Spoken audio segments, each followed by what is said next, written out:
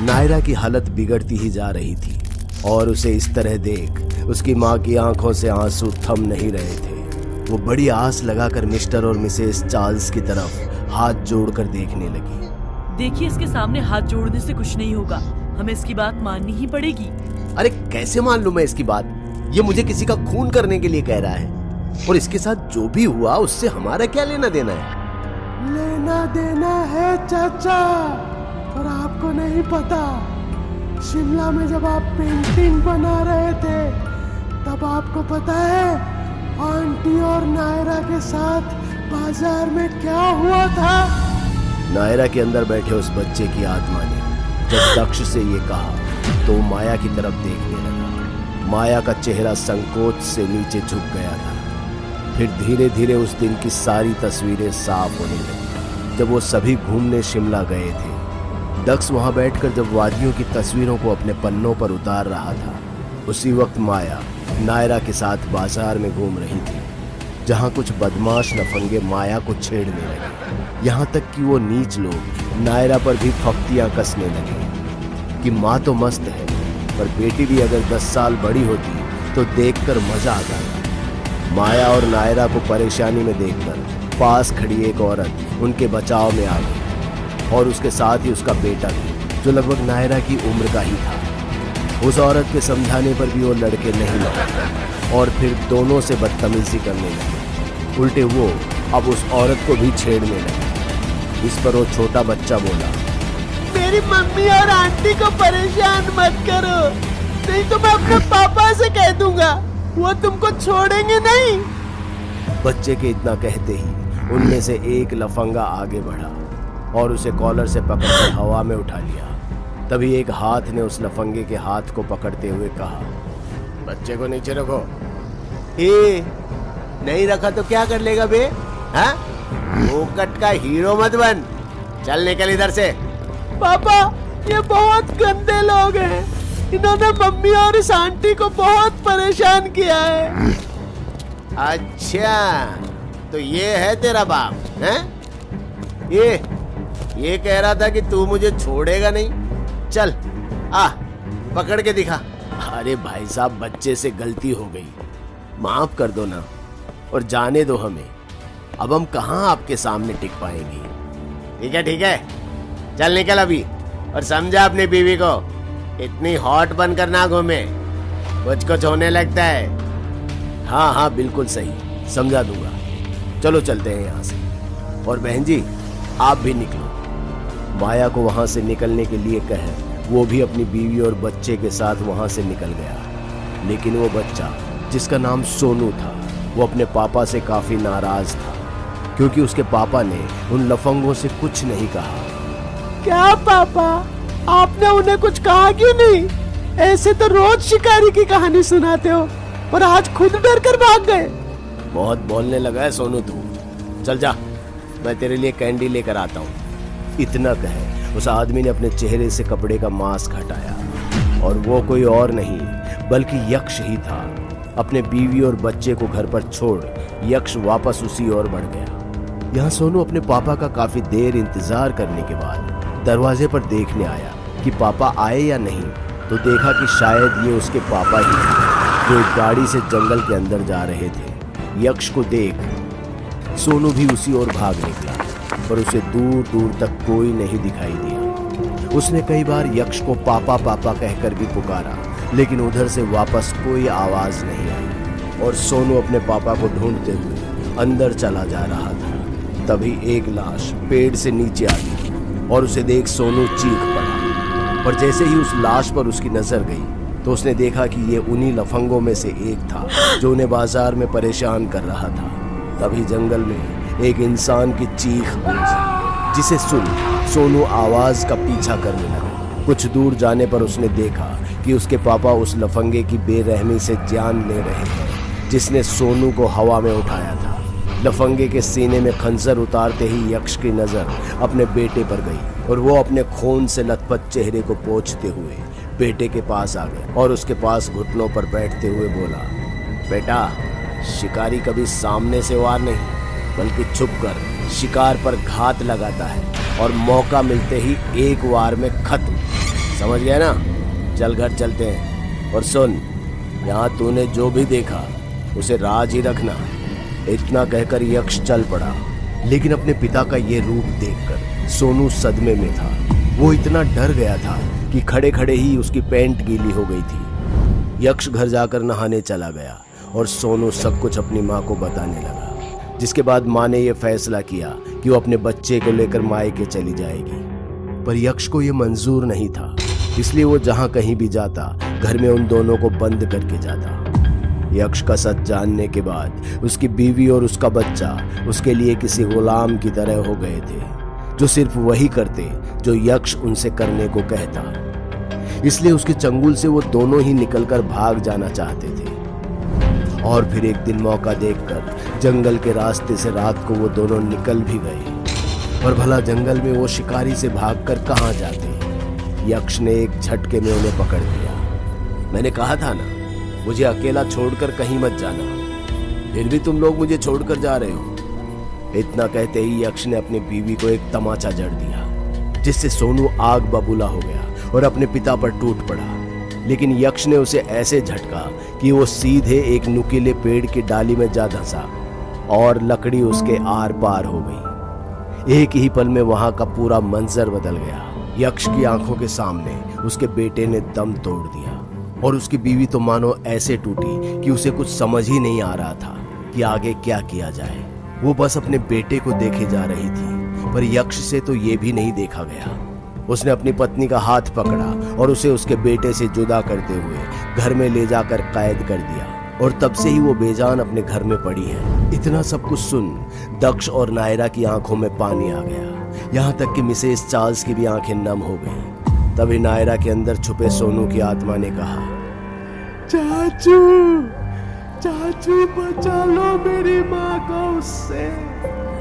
इतना सुनते ही दक्ष घर से बाहर निकला और गाड़ी लेकर शिमला पहुंच गया। 20 साल बाद उस घर के सामने जहां से कभी वो जान बचाकर भागा था, उसने यहीं अपनी माँ को मरते हुए देखा था। उसी दक्ष ने दरवाजे पर दस्तक दी और दूसरी तरफ यक्ष ने दरवाजा खोला। उन दोनों के आमने सामने आते ही पूरा माहौल बदल गया। हवाएं तेज चलने लगी, जंगल से अजीब अजीब आवाजें आने लगी और बादल तो मानो फटने को तैयार था। दक्ष, तू जिंदा है? हाँ, मेरी माँ ने तो बचा लिया था मुझे तुझसे, पर यह नहीं पता था कि तू अपने ही बेटे को मार देगा। मैंने नहीं मारा उसे, वो खुद।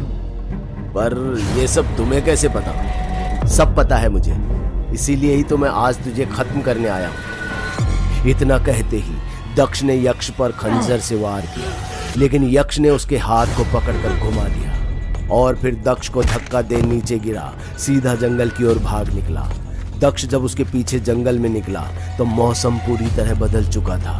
आसमान पर काले बादल का पहरा लग गया था और धीमी बारिश शुरू हो गई थी। दक्ष यूं तो यक्ष के पीछे निकल पड़ा था, पर उसके मन में बार बार ये बात आ रही थी कि वो उस आदमी के सामने टिक सकता है जिसने न जाने कितनों को मौत के घाट उतारा है। दक्ष ये सोच ही रहा था कि तभी एक तीर उसके बाजू को जख्मी करते हुए निकल गया और दर्द से दक्ष चीख पड़ा। मुझे मारने से पहले थोड़ा सोच तो लेते दक्ष, कितने कमजोर हो तुम। एक ही चोट में चीख निकल गई। दक्ष को समझ नहीं पा रहा था कि आखिर यक्ष कहाँ है। काश यक्ष तू भी कमजोर होता, तब न पापा मरते और ना ही माँ, और हमारा सोनू भी जिंदा होता। दक्ष के इतना कहते ही सामने से कई तीर उसके सामने चले, जिन सभी से बचता हुआ दक्ष जंगल के अंदर भागने लगा और यक्ष उसके पीछे पीछे, मानो सोनू का नाम सुनने से कुछ हो गया हो। लेकिन देखते ही देखते दक्ष उसकी नजरों से दूर चला गया। अपने ही जंगल में अब यक्ष कहीं खोया सा महसूस करने लगा। सोनू का नाम लेकर दक्ष ने उसे उतावला कर दिया, क्योंकि कहीं ना कहीं यक्ष खुद भी अपने बेटे की मौत से परेशान था। वो चारों ओर दक्ष को ठीक वैसे ही ढूंढ रहा था जैसे 20 साल पहले बूढ़ा शिकारी उसे। तभी यक्ष की नजर खून के निशान पर गई जो एक पेड़ के पीछे जा रही थी, और वहीं दक्ष के जूते भी दिखे, ठीक वैसे ही जैसे उसने उस शिकारी को बेवकूफ बनाने के लिए किया था। यक्ष ये सोचकर मुस्कुराने लगा। तभी दक्ष ने उस पर वो दांव आजमाया जो उसने 20 साल पहले आजमाया था। यक्ष ने बड़ी चालाकी से पेड़ के पीछे भी देखा और चारों तरफ जंगल में भी, पर उसे दक्ष के जूते के अलावा कुछ भी नहीं मिला। यक्ष की खुशी अब डर में बदलने लगी थी, क्योंकि उसे अब समझ नहीं आ रहा था कि दक्ष कहाँ गया और अब वो उसके साथ क्या खेल खेलने वाला है। यक्ष परेशान हो ही रहा था कि तभी ऊपर से उस पर कुछ गिरा। छूकर देखा तो ये खून था। यक्ष समझ गया कि दक्ष नाम की मौत आसपास नहीं बल्कि उसके सिर पर मंडरा रही है, और इससे पहले कि वो कुछ कर पाता, दक्ष ने ऊपर से कूदते हुए खंजर यक्ष के सीने में उतार दिया। यक्ष को मारते हुए दक्ष बिल्कुल भी खुश नहीं था। उसकी आंखों से आंसू निकल रहे थे, पर उसे अपने परिवार के लिए ये करना पड़ा, क्योंकि बात जब बच्चों पर आती है तो एक पिता किसी भी हद से गुजर सकता है, यहां तक कि मौत से भी लड़ सकता है ना?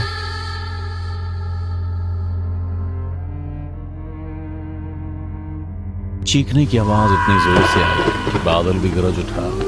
जंगल में भेड़िए की गुर्राने की आवाज भी तेज हो गई, कुछ इस तरह जैसे मानो कोई अनहोनी होने को तैयार बैठी। सुलोचना अपने बच्चों को गोद में सुलाए बैठी थी। उसे वहीं सोया छोड़ दौड़ते हुए हॉल में गई और एक कमरे का दरवाजा पीटने लगी। एजी, आप समझते क्यों नहीं? बहुत रात हो गई है, जंगल में जानवर खुलेआम घूम रहे हैं। मत दीजिए उसे ऐसी सजा, मत दीजिए उसे ऐसी कोई सजा जिससे उसे मौत ही आ जाए।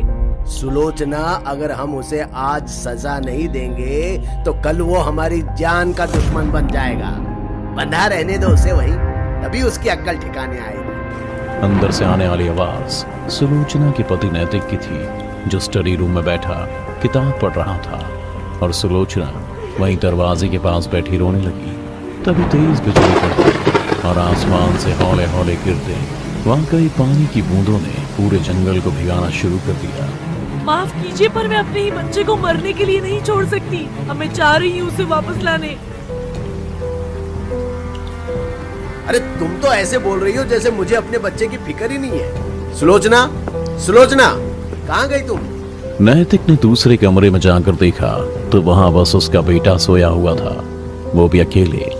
तभी बिजली के कड़कने से उसका ध्यान कॉटेज से बाहर जाने वाले दरवाजे पर गया, जो खुला हुआ था और बाहर बूंदाबांदी हो रही थी। दरवाजा खुला होने से नैतिक ये समझ चुका था कि सुलोचना अकेले ही बाहर जा चुकी है, इसलिए वो भी छाता तान कर बाहर जाने को चल दिया। नैतिक, यक्ष यहाँ पर नहीं है, जल्दी आओ। सुलोचना का चीखना सुन नैतिक छाता वहीं छोड़ उसी की ओर दौड़ पड़ा। पहुंचा तो देखा वहां बस खुली हुई रस्सी पड़ी थी, और जानवरों से बचने के लिए जो बाड़ा बनाया गया था वो भी टूटा हुआ था। भाग निकला नालायक। आप इतने विश्वास के साथ कैसे कह सकते हैं कि वो भाग गया? कहीं कोई जानवर?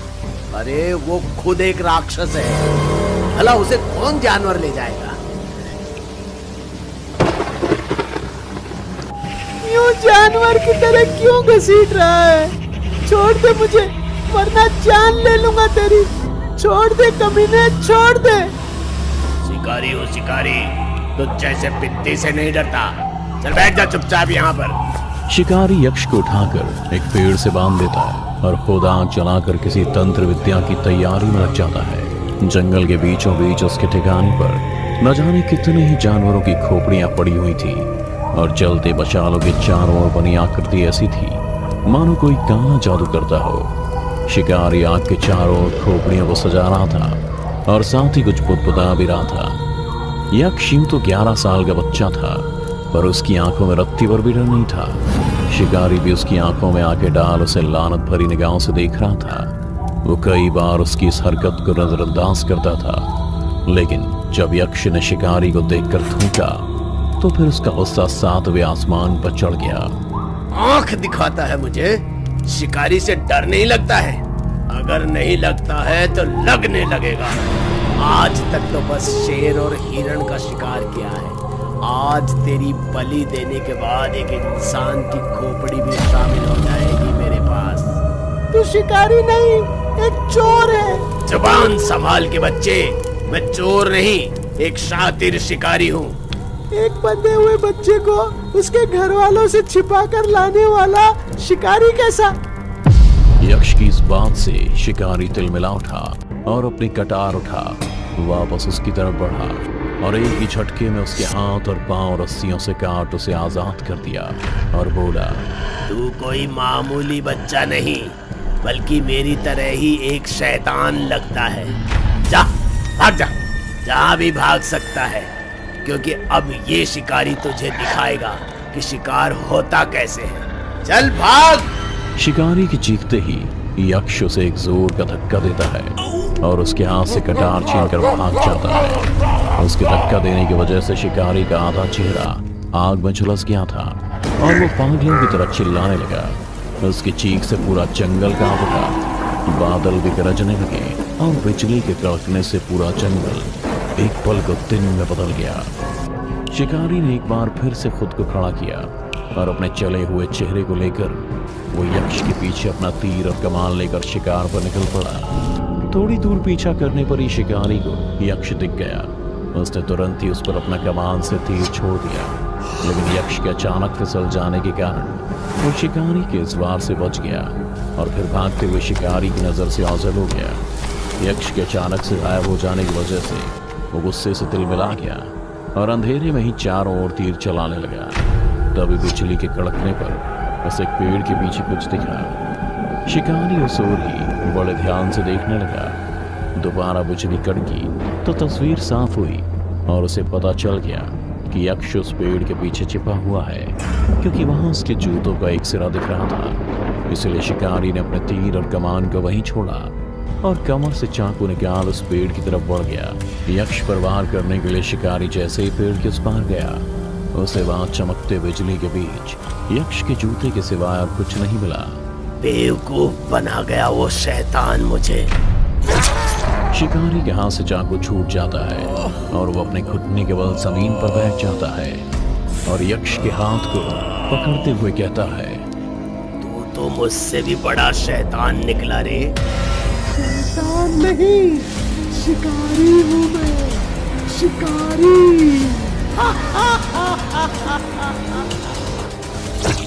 शिकारी के दम तोड़ते ही यक्ष के हाव भाव बदलने लगते हैं। उसका हंसना किसी शैतान की तरह होने लगता है। वो किसी जानवर की तरह सूंघने और कान फड़फड़ा के सुनने की कोशिश करने लगता है। तभी उसे अपने पिता की आवाज सुनाई देती है, यक्ष, यक्ष कहाँ तुम? यक्ष। अपनी और पिता को आता सुन यक्ष ने तुरंत ही शिकारी की लाश को जैसे तैसे घसीटकर झाड़ियों के पीछे कर दिया और खुद कटार ताने उनकी तरफ बढ़ने लगा। लेकिन जैसे ही उसने अपने पिता के मुंह से बेटा सुना, उसने कटार को छुपा लिया और उनके सामने चला गया। बेटा, तुम्हें कुछ हुआ तो नहीं है ना? पता है तुम्हारी माँ कितनी परेशान हो रही थी? और आप परेशान नहीं हुए मेरे लिए पापा? हाँ हुआ परेशान, और परेशान होता हूँ इसलिए गुस्सा होता हूँ तुम पर, ताकि तुम समझो कि क्या अच्छा है। चलो अब घर चलते हैं बेटा। ये क्या, तुम्हारी कमीज पर तो खून लगा है। यक्ष बेटा, तुम्हें कहीं चोट तो नहीं लगी है? सच सच बताओ। सच? हाँ बेटा सच। मैंने उस शिकारी को मार दिया जो मुझे मारना चाहता था, और ये खून उसका ही है, और उसकी लाश इन झाड़ियों के पीछे है। यक्ष की बात सुन नैतिक अपने बेटे के गाल पर एक जोर का तमाचा छोड़ देता है और पूरा भला सुनाने लगता है। नैतिक की बातें सुन यक्ष और भी आग बबूला हो गया। वो अपने पिता नैतिक को आंखें दिखाने लगा, जिस पर नैतिक ने अपने बेटे के गाल पर तमाचा जोड़ दिया। पाप को आंख दिखाता है, मुझे पता ही था। जैसे तुम्हारी हरकतें हैं, एक दिन तुम इसी रास्ते पर जाओगे। आज तुमने उसका खून किया, कल मुझे भी मार दोगे। हर चीज कल पर नहीं छोड़ते पापा, कुछ चीजें समय रहते पूरी कर लेनी चाहिए। आपके दिन पूरे हुए पापा, गुड बाय। यक्ष के इस विभत्स रूप से पूरा जंगल कांप उठा। वो किसी राक्षस की तरह अपने पिता के सीने में अपना गुस्सा उतारने लगा, जैसे कि वो खुद ना हो बल्कि उस पर कोई भूत सवार हो गया हो। यक्ष की शैतानी चीख से सामने झाड़ियों के पीछे कोई और भी चीख पड़ा, जिसकी आवाज से उसके हाथ रुक गए। नजर उठाया तो सामने चमकते बिजली के बीच उसकी माँ खड़ी थी, जो अपने बेटे के हाथ अपने सुहाग उजड़ते देख टूट गई। लेकिन यक्ष पर न जाने कौन सा शैतान सवार था। वो अपनी माँ को देखकर भी चीखने लगा और खून से सनी कटार को लेकर अपनी माँ की तरफ बढ़ने लगा। और क्या यक्ष उसे भी मार देगा जिसकी कोख से वो खुद जन्मा है? देखेंगे शिकारी सीरीज के अगले भाग में। पर इससे पहले हमें जरूरत है आपके साथ की, तो ज्यादा से ज्यादा इस कहानी को शेयर करें, साथ ही लाइक और कमेंट भी करें, ताकि जल्द से जल्द हम कहानी के दूसरे भाग को लेकर आ सकें। घने जंगल में बरसते बादल के नीचे यक्ष पानी से ज्यादा खून से लथपथ था। वो अपने पिता के सीने में खंजर ऐसे उतारे जा रहा था जैसे सालों की रंजिश हो। उसका चेहरा पूरी तरह से अपने ही पिता के खून से लथपथ था। तभी जंगल में एक आवाज गई। यक्ष ने सामने देखा तो वो उसकी माँ थी, जो उसकी दरिंदगी को देखकर चीख पड़ी थी। एक माँ अपने बेटे की ऐसी हैवानियत देखकर पूरी तरह से टूट चुकी थी। उसके अपने बेटे ने उसके मांग का सिंदूर हमेशा हमेशा के लिए मिटाकर उसे विधवा बना दिया था। लेकिन यक्ष की नजर में मानो माँ बाप के मायने ही बदल गए थे। यक्ष के हाथ का खंजर उसके ही पिता के सीने में धंसा हुआ था। वो अपनी माँ को छोटी छोटी नजरों से ऐसे देख रहा था जैसे मानो उसके लिए वो कोई शिकार हो। देखते ही देखते यक्ष फिर माँ की तरफ देख चिंगाड़ और अपने पिता के सीने से खंजर निकाल माँ की तरफ बढ़ने को हुआ ही था कि नैतिक ने उसके पांव को पकड़कर खींच लिया और यक्ष मुंह के बल जमीन पर गिर पड़ा। भाग निकलो सुलोचना, ये दरिंदा है, तुम्हें नहीं छोड़ेगा। यूं तो सुलोचना अपने बेटे की साइड लेती, लेकिन इस बार उसे अपने पति की बात ज्यादा सही लगी, क्योंकि उसका सिर्फ एक बेटा नहीं दूसरा भी है। यक्ष का जुड़वा भाई दक्ष, जिसकी जान को यक्ष से खतरा हो सकता है। इसलिए सुलोचना जैसे तैसे वहां से भाग निकली। इधर यक्ष खुद को नैतिक से छुड़ाने की कोशिश कर रहा था, लेकिन नैतिक ने उसके पांव को इस तरह पकड़ रखा था कि उससे छुड़ाना मुश्किल था। और भले ही यक्ष एक बच्चा था, पर इस वक्त किसी राक्षस से कम नहीं था। उसने अपने खंजर को चलाते हुए एक ही झटके में अपने पिता के हाथ को काट दिया, जिसके बाद पहले से जख्मी नैतिक ने कुछ ही पल में अपना दम तोड़ दिया और यक्ष उसी ओर निकल गया जिधर उसकी माँ गई थी। खून से सने खंजर के साथ जब वो अपने घर पहुंचा तो ना तो वहां उसकी माँ थी, ना ही उसका जुड़वा भाई दक्ष। वो वहीं अपने घर के हॉल में घुटने टेक कर बैठ गया। डर कर भाग गए सब, इस शिकारी से डर कर भाग गए। अब मैं अकेला हूँ, बिल्कुल अकेला। माँ, हम कहाँ जा रहे हैं? यक्ष और पापा कहाँ हैं? ये आवाज दक्ष की थी, जिसे यक्ष ने बहुत दूर से ही सुन लिया था और उसी तरफ अपने खंजर को लेकर दौड़ पड़ा। सड़क पर दक्ष को लेकर भाग रही सुलोचना ने जैसे ही देखा कि यक्ष उसका पीछा कर रहा है तो उसने दक्ष को उठाकर एक लकड़ी से लदी ट्रॉली पर चढ़ा दिया और उसने ड्राइवर के हाथ में बहुत सारे पैसे थमाते हुए कहा कि अभी तुरंत यहाँ से निकले।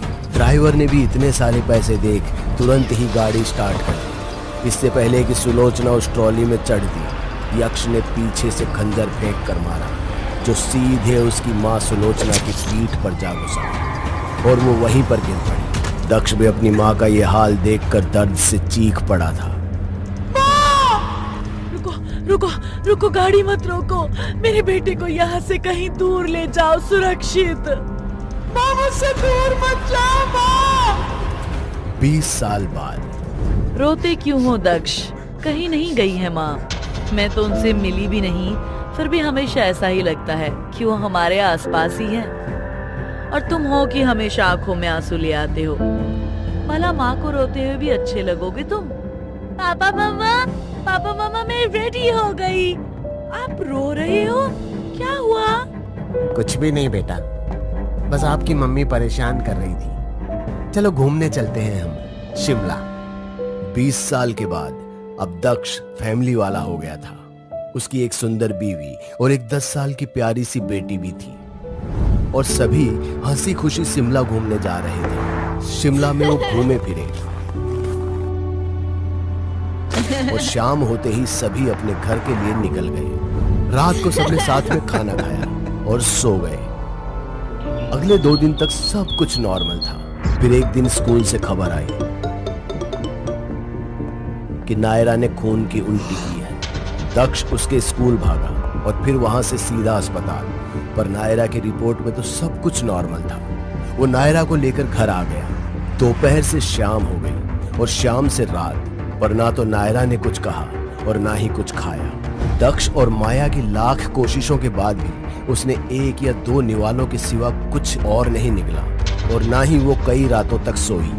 उसकी आंखों के नीचे बड़े बड़े गड्ढे बन गए थे और पहले से और भी ज्यादा कमजोर हो गई थी। डॉक्टर की रिपोर्ट में हर चीज नॉर्मल थी, जिससे एक चीज तो साफ हो गई थी कि बात कुछ और ही है। दक्ष ने अपने कुछ दोस्तों से बात की जो पैरानॉर्मल चीजों के बारे में जानकारी रखते थे, और जब वो दक्ष के घर में आए तो भांप लिया कि यहाँ कोई ना कोई नेगेटिव एनर्जी है। मतलब ये था कि दक्ष की बेटी नायरा किसी आत्मा से पोजेस्ड है। ये बात सुनते ही माया रो पड़ी और भागते हुए अपनी बेटी नायरा को गले लगा लिया, पर वो ऐसे बुत बनी बैठी थी जैसे उसे कोई फर्क ही नहीं पड़ रहा था। दक्ष तुम्हें जो करना है करो, पर मेरी बेटी को पहले जैसा कर दो, नहीं तो मैं जी नहीं पाऊंगी। दक्ष एक बार फिर से अपने परिवार को टूटता हुआ नहीं देख सकता था। उसकी घबराहट बढ़ती ही जा रही थी, लेकिन उसके दोस्तों ने उसे संभाला और उसे मिस्टर और मिसेस चार्ल्स के बारे में बताया, जिसके बाद दक्ष ने उन्हें कॉल करके सारी बात बताई। और फिर कुछ घंटों के बाद ही उनके घर की घंटी बजी। दक्ष ने दरवाजा खोला तो सामने मिस्टर एंड मिसेस चार्ल्स थे। घर में तो हर तरफ नेगेटिव एनर्जी फैली हुई है। नायरा उस कमरे में है ना? हाँ, पर आपको कैसे पता? हमने तो नहीं बताया। हमारा तो यही काम है माया जी, पूरी शक्तियां भाप लेती हूँ मैं, जो इस वक्त इस कमरे में हर जगह फैल रही है। डरिए मत, कुछ होना होता तो अब तक हो गया होता, पर आपके घर का तो एक पत्ता भी नहीं हिला। मुझे नायरा को देखने दीजिए। चार्ल्स, मदद करोगे या फिर उस गमले को ही देखते रहोगे? क्या करूं? एंटीक चीजें देखकर मेरी आत्मा वहीं रुक जाती है। चार्ल्स! मिसेस के आंख दिखाते ही चार्ल्स नायरा के पास आया और उसके सिर पर क्रॉस लगाकर कुछ बुदबुदाने लगा। उसी वक्त मिसेस चार्ल्स नायरा के ठीक सामने बेड पर बैठ गई और उसके दोनों हाथों को अपने हाथों में ले लिया और अपनी आंखों को बंद कर मंत्र बुदबुदाने लगी, जिसके साथ ही नायरा की आंखें और भी खुल गई और गर्दन ऊपर की तरफ मुड़ वो बेड से थोड़ी ऊपर हवा में तैरने लगी, और उसके साथ ही मिसेस चार्ल्स भी। ये सब देख माया ने घबराकर दक्ष को पकड़ लिया और कांपने लगी। कुछ देर बाद दोनों हवा से वापस बेड पर आ गए। चार्ल्स ने नायरा के सिर से क्रॉस हटाया और वो अपने दोनों पांवों को हाथ में समेट कर रोने लगी। माया उसे संभालने के लिए आगे बढ़ी ही थी कि मिसेस चार्ल्स ने उसे रोक दिया। इन सब से दूर रहो, अभी इसके शरीर में अभी एक बच्चे की आत्मा है। तो उसे बाहर निकालिए ना, आजाद कीजिए मेरी बच्ची को उससे। पैसे की चिंता मत कीजिए, मिल जाएगा। पैसे तो हम लेंगे ही दक्ष, पर लाश के बदले नहीं। अगर अभी तुम्हारी बेटी का एक्सोर्सिज्म किया तो वो मर भी सकती है, क्योंकि उसके अंदर एक बच्चे की आत्मा है और बच्चे बहुत जिद्दी होते हैं। तो अब क्या होगा? मेरी बेटी क्या ऐसे ही रहेगी? नहीं पता करते हैं आखिर वो चाहता क्या है। मिसेस चार्ल्स नायरा के अंदर छुपे उस बच्चे की आत्मा से बात करने की कोशिश करती है और फिर पता चलता है कि वो किसी की मौत चाहता है और उसकी मौत दक्ष के हाथ ही होनी चाहिए। तभी वो उसकी बेटी के शरीर को छोड़ेगा, नहीं तो उसके साथ ही रहेगा हमेशा ऐसे ही। दक्ष ये सब सुनकर परेशान हो गया। वो किसी की भी जान लेने के लिए तैयार नहीं था। उसने पूछा भी कि उसे आखिर किसका खून करना होगा और उसके हाथों ही क्यों। दक्ष के इतना कहते ही नायरा हवा में ऊपर चली गई। उसके शरीर की सारी हड्डियां खुद ब खुद अकड़ने लगी और फिर दक्ष को देख उससे गुस्से में कहा, तुझे जानना है ना कि मैं किसे मरता हुआ देखना चाहता हूँ? सुन, मैं अपने बाप को मरता हुआ देखना चाहता हूँ, जिसने मुझे मारा और अब मेरी माँ को भी मार देगा। वो कोई इंसान नहीं, बल्कि इंसान के भेष में जंगली शिकारी है, जिसने तेरे बाप को मारा और तेरी माँ को भी। तेरा जुड़वा भाई यक्ष, जिसने तेरी आंखों के सामने तेरी माँ को मारा। तू अपनी माँ को नहीं बचा पाया, पर मेरी माँ को बचाने उस दरिंदे से चाचा। क्या दक्ष इस आत्मा की बात मान लेगा? क्या वो अपनी माँ की मौत का बदला लेगा? और क्या दक्ष यक्ष से सामना करने पर जीत पाएगा, या वो भी उस शिकारी का शिकार हो जाएगा? जानेंगे सब और इस बच्चे की कहानी शिकारी के अगले भाग में, जिसे अगर आप जल्दी ही देखना चाहते हैं तो कमेंट कीजिए, कहानी को लाइक कीजिए और अभी शेयर के बटन को दबाकर कहानी को सब जगह शेयर कर दीजिए। हम मिलेंगे शिकारी के अगले भाग आर या पार में।